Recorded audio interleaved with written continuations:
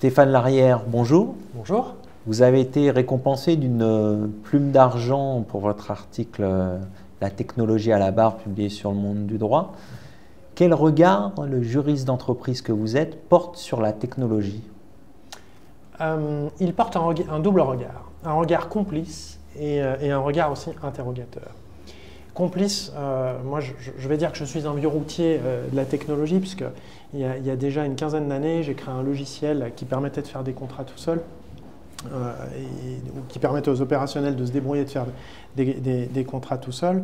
Et du coup, ce que j'ai pu constater dans mon entourage, c'est que les directions juridiques, c'était plutôt bien adaptées à la technologie, qu'elles avaient une sorte d'appétence avec la technologie, pour une raison qui est, je crois, simple, c'est qu'elles avaient besoin de démontrer qu'elles étaient capables de faire avec des opérationnels qui sont eux-mêmes technophiles, pour des raisons d'ordre budgétaire ou pour d'autres contraintes. Et puis, il s'agit aussi d'un regard interrogateur, parce que lorsque je vois poindre le big data pour rendre, ou l'intelligence artificielle pour rendre des décisions de justice, il nous faut nous interroger quand même sur les impacts que cette technologie va avoir.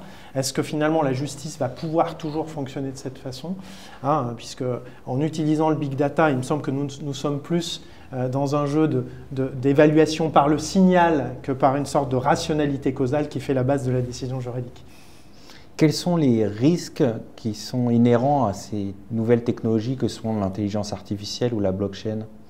Alors, les risques qu'on voit, c'est d'une certaine manière d'un juriste un petit peu dépossédé de son métier, avec des smart contracts qui se font tout seuls, donc des juristes qui vont peut-être plus faire de droit comme ils le font aujourd'hui, et donc il est contraint, j'allais dire, à faire le saut vers l'innovation, à faire le saut vers d'autres pratiques, à réfléchir différemment. Et donc, du coup, forcément, ça nous contraint tous, autant que nous sommes, à réfléchir à notre métier. Au final, est-ce que le juriste d'entreprise doit avoir peur de ces nouvelles technologies? Peur, non. Mais il doit faire avec. Il doit se les approprier, il doit les faire siennes, et il doit en faire un atout dans les échanges qui sont les siens avec à la fois ses partenaires dans l'entreprise, ses stakeholders, comme on dit aujourd'hui, et puis ses partenaires au-delà de l'entreprise.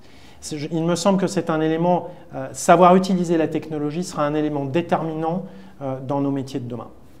Merci pour ces précisions. Merci.